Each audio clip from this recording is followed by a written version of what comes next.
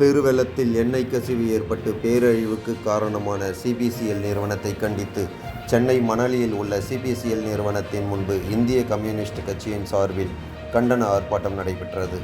இதில் அக்கட்சியின் மாநில செயலாளர் முத்தரசன் பங்கேற்றார். பின்னர் முத்தரசன் அளித்த பேட்டியில் கூறியதாவது: வணக்கம். வடகிழக்கு பருவமழை, அதோடு சேர்ந்த புயல் எல்லாம் கலந்த டிசம்பர் தொடக்க நாட்களில் மழை பெய்து 4ஆம் தேதி பெரும் மழையும் புயலுமாக பெரிய பாதிப்பை ஏற்படுத்தியிருக்கிறது. சென்னை, செங்கல்பட்டு, காஞ்சிபுரம், திருவள்ளூர் மாவட்டங்கள் எல்லாம் மிக கடுமையாக பாதித்திருக்கிறது. ஏழை எளிய மக்கள் கடுமையாக பாதிக்க, தொழில் நிறுவனங்கள் பாதிக்கப்பட்டிருக்கின்றன. அதோடு சேர்த்து சென்னை பெட்ரோலியம் கார்பரேஷன் இங்கு தலைமையிடமாக இருந்து செயல்படுகிறது. இதிலிருந்து வெளியேறுகிற கசிவு எண்ணெய்கள், கழிவு எண்ணெய்கள், அதை சேமித்து அப்புறப்படுத்துவதற்குரிய நடவடிக்கைகளை கார்பரேஷன் நிறுவனம் தொடர்ந்து மேற்கொள்ளாமல் ஒவ்வொரு ஆண்டும் இதே போன்ற பிரச்சனைகள் அதை ஆறுகளில் விட்டு அது கடல்ல கலந்த காரணத்தினால் மிக பெரும் பாதிப்பு ஏற்பட்டிருக்கிறது. குறிப்பாக கடல்வளம் பாதிக்கப்பட்டிருக்கிறது. கடலில் இருக்கக்கூடிய உயிரினங்கள், மீன், நண்டு, நத்தை போன்ற உயிரினங்கள் பாதிக்கப்பட்டிருக்கின்றன. மீனவர்களுடைய வலைகள் பாதிக்கப்பட்டிருக்கிறது, படகுகள் பாதிக்கப்பட்டிருக்கிறது. அதே மாதிரி வாகனங்கள், இருசக்கர வாகனங்கள், கார் போன்ற வாகனங்கள் பாதிக்கப்பட்டிருக்கின்றன. ஏறத்தாழ 8 மீனவ கிராமங்கள் முற்றிலுமாக பாதிக்கப்பட்டிருக்கிறது. இந்த பாதிப்பு குறித்து சென்னை பெட்ரோலிய கார்பரேஷன் நிறுவனம் இதுவரையில் தங்களால் ஏற்பட்ட பாதிப்பு குறித்து எந்த விதமான நடவடிக்கைகளையும் எடுக்கவில்லை. மாறாக எண்ணெய் படலத்தை எடுப்பதற்கு மீனவர்களையே பயன்படுத்தி, ஏதாவது கக்கூசுக்கு போகும்போது கோலை எடுத்து போறது மாதிரி அந்த கோலையின் மூலமாக அந்த படலத்தை எடுத்து விடலாம் என்பது வியப்பாகவும் வேடிக்கையாகவும் ஆச்சரியமாகவும் இருக்கிறது. ஒரு நவீன உலகத்துல இருந்துட்டு இருக்கிறோம். அதை அப்புறப்படுத்துவதற்கு எந்த விதமான விஞ்ஞானபூர்வ நடவடிக்கை மேற்கொள்ளாமல் வெறும் டப்பாவை கையில கொடுத்து அதிலிருந்து மொண்டு பெரிய படகுல ஒரு ட்ரம் வைத்து அந்த ட்ரம்மில் ஊற்றி அதை கொண்டு அப்புறப்படுத்துறது என்பது சாதாரணம் அல்ல. அப்புறப்படுத்தி விட்டதாக சொல்கிறார்கள். முழுமையாக அப்புறப்படுத்தி விட்டதாக தெரியவில்லை. இன்னும் அந்த படலம் ஆங்காங்க மிதந்து கொண்டுதான் இருக்கிறது. இது மாநில அரசு பல்வேறு நிவாரணங்களை அறிவித்திருந்தாலும் கூட இந்த நிவாரணங்கள் போதுமானதாக இல்லை என மீனவ கிராம மக்கள், பாதிக்கப்பட்ட மக்கள் குறிப்பிடுகிறார்கள். இன்னும் சொல்ல போனால் அவருடைய வாழ்க்கை ரொம்ப பாதிக்கப்பட்டிருக்கு. இன்னும் ஒரு சில மாதங்களுக்கு அவர்களுக்கு இந்த பணிக்கு செல்ல முடியாத ஒரு நிலைமை ஏற்பட்டிருக்கிறது. இந்த படலம் பரவிய காரணத்தினால் பலருக்கு கடுமையான நோய்கள் ஏற்பட்டிருக்கிறது.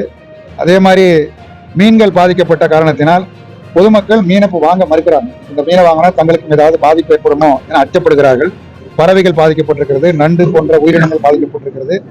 ஆகவே சென்னை பெட்ரோலிய கார்பரேஷன் நிறுவனம் இந்த பாதிப்பில் இருந்து மக்களை மீட்பதற்கும் பாதிக்கப்பட்ட மக்களுக்கு உரிய நிவாரணங்களை வழங்குவதற்கும் உரிய நடவடிக்கைகளை உடனடியாக மேற்கொள்ள வேண்டும் என்றுதான் இன்றைக்கு இந்திய கம்யூனிஸ்ட் கட்சியின் சார்பில் இந்த மாபெரும் ஆர்ப்பாட்டத்தை நாங்கள் நடத்தி கொண்டிருக்கிறோம். உரிய நடவடிக்கை எடுக்கவில்லை என்று சொன்னால் இந்த போராட்டத்தை நாங்கள் தொடருவோம் என்பதை தெரிவித்துக் கொள்கிறோம். அதே மாதிரி இந்த வடகிழக்கு பருவமழையின் காரணமாக சென்னை உட்பட 4 மாவட்டங்கள் பாதித்ததை போல தென் மாவட்டங்கள், தூத்துக்குடி, திருநெல்வேலி, தென்காசி, கன்னியாகுமரி, விருதுநகர் போன்ற மாவட்டங்களும் மிக கடுமையாக பாதிக்கப்பட்டிருக்கிறது. அங்கே தூத்துக்குடி நகரமே தண்ணீரில் மூழ்கியது. அதே மாதிரி திருநெல்வேலி நகரமும் மூழ்கியது.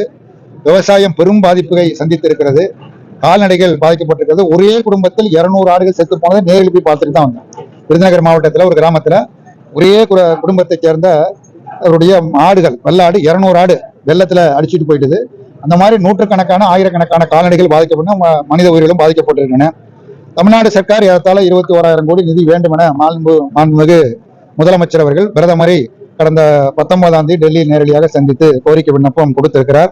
ஆனால் இது குறித்து பேசிய நேற்று முன்தினம் நிதியமைச்சர் திருமதி நிர்மலா சீதாராமன் அவர்கள் கொடுத்த பேட்டி என்பது பொறுப்பற்றதார். அவர் வைக்கிற பொறுப்புக்கேற்ற முறையில் அந்த பேட்டி இல்லை. அதற்கு மாறாக அவர் அரசியல் செய்கிறார். இப்படிப்பட்ட கடுமையான வெள்ளம் சூழ்ந்திருக்கிற சூழலில் அவர் ஏன் இந்தியா கூட்டணியில கலந்து கொண்டாருன்னு அந்த கேள்வி கேட்கிறார். இந்தியா கூட்டணியிலையும் கலந்துகிட்டாரு, பிரதமரையும் பார்த்தாரு. அதை பத்தி சொல்லாம இந்தியா கூட்டணிக்கு ஏன் வந்தாரு?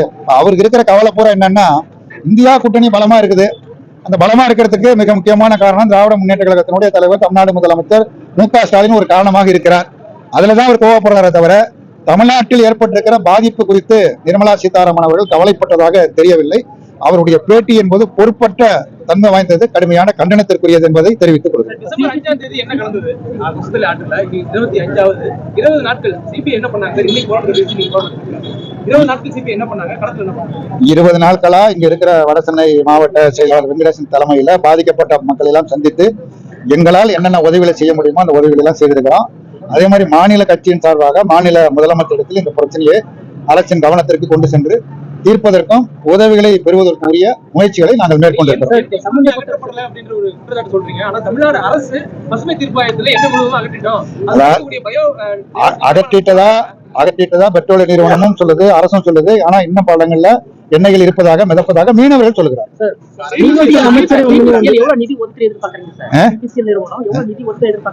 பாதிப்புக்கு ஏற்ப ஒவ்வொரு குடும்பத்திற்கும் தமிழ்நாடு சர்க்கார் அறிவிக்குது. தமிழ்நாடு சர்க்கார் தன்னுடைய பணத்தில் இருந்து 8 லட்சம் கோடி ரூபாய் நிதியை மாநில அரசாங்கம் அறிவித்திருக்கிறது. இந்த என்ன நிறுவனம், அந்த பாதிப்புக்கு யார் பொறுப்பு? பெட்ரோலிய நிறுவனம் தானே பொறுப்பு. அவங்க என்ன செய்ய போறாங்க, என்ன செஞ்சிருக்காங்க?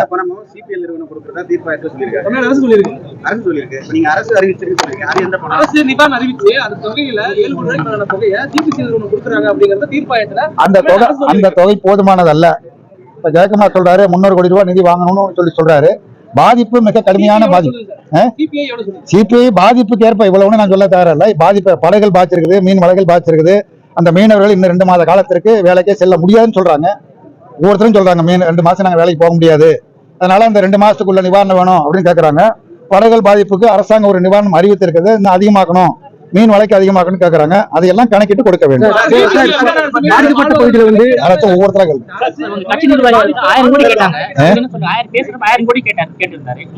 அதே கொடுக்கட்டும், 1000 கோடி ரூபாய் கொடுக்கட்டும்.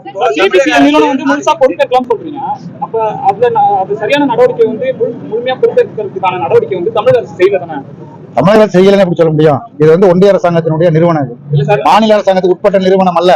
மத்திய அரசாங்கத்துக்கு உட்பட்ட ஒரு பொதுத்துறை நிறுவனம். மத்திய அரசாங்கம் தான் இது அறிவுபூர்வமாக சிந்தித்து உரிய நடவடிக்கை மேற்கொள்ள வேண்டும். பெட்ரோலியத்துறை அமைச்சர் இருக்கிறாரு, அவங்க பொறுப்படுத்தி எல்லாம் செய்யணும். பாதிக்கப்பட்ட பகுதியில் அதாவது பாதிக்கப்பட்ட மக்களுக்கு நிவாரணம் பேசும்போதும் சொன்னா நீங்க கவனிச்சிருப்பீங்க, எவ்வளவு நிதி கொடுத்தாலும் பத்தாது. ஏன்னா ஒரு ஆறுதல் தான் அது. ஒரு 6000 என்பது ஒரு ஆறுதலா இருக்க முடியுமே தவிர எவ்வளவு நிதி கொடுத்தாலும் பத்தாது. இப்போ ஒரு வீட்டுல பிரிட்ஜ் இருக்குது, அது வீணா போயிட்டுது, 6000 ரூபாயில புது பிரிட்ஜ் வாங்க முடியுமா? வாங்க முடியாது. ஒரு ஆறுதல் தொகையாக 6000 ரூபாயை மாநில அரசாங்கம் அறிவித்திருக்கிறது. சென்ற காலத்தில் கொடுக்கப்பட்ட தொகையை விட இந்த தொகை என்பது அதிகம். அது ஒண்ணுதான் ஆறுதல். அதான் ஆறுதலா எடுத்துக்கொள்ள முடியுமே தவிர எவ்வளவு கொடுத்தாலும் பத்தாது. அதாவதுங்க இந்த அரசாங்கத்தால கொடுக்க முடிஞ்ச நிதியை கொடுத்திருக்கிறாங்க. ஒன்றிய அரசாங்கம் இது வரைக்கும் ஒத்த பைசா கூட கொடுக்கல. அவங்க நிதி கொடுக்கணும். அவங்க தாராளமா நிதியை கொடுத்து இன்னும் இவ்வளவு அதிகமா கொடுங்கன்னு அவங்க சொல்லணும். கொடுக்க தயாரா இல்லையா? எந்த டைம் முடி எந்த பண்டு? ஒன்றிய அரசாங்கம் என்ன பணம் கொடுத்திருக்கு இது வரைக்கும்? என்ன இதுக்கு பணம் என்ன கொடுத்திருக்காங்க? ஒத்த பைசா கொடுக்கல நான் சொல்றேன். அவங்க யாரும் இதை சொல்றதுக்கு? அதாவது ஒன்றிய அரசாங்கம் இந்த ஏற்பட்ட இந்த வடகிழக்கு பருவமழை ஏற்பட்ட பாதிப்பிற்கு தமிழ்நாடு சர்க்கார் 21,000 கோடிக்கு மேல நிதி கேட்டிருக்காங்க. ஒன்றிய அரசாங்கம் இது வரைக்கும் ஒத்த பைசா கொடுக்கல. அது முதல்ல கொடுக்க சொல்லுங்க, அப்புறம் பேசுவோம். தமிழக அரசு இந்த நிறுவனத்துக்கு மேல என்ன மாதிரியான நடவடிக்கை எடுக்கணும்? தமிழக அரசாங்கம் ஏற்கனவே உரிய நடவடிக்கை எடுத்திருக்கு. அந்த நடவடிக்கை எங்களை பொறுத்தவரை திருப்தியான நடவடிக்கை தான்.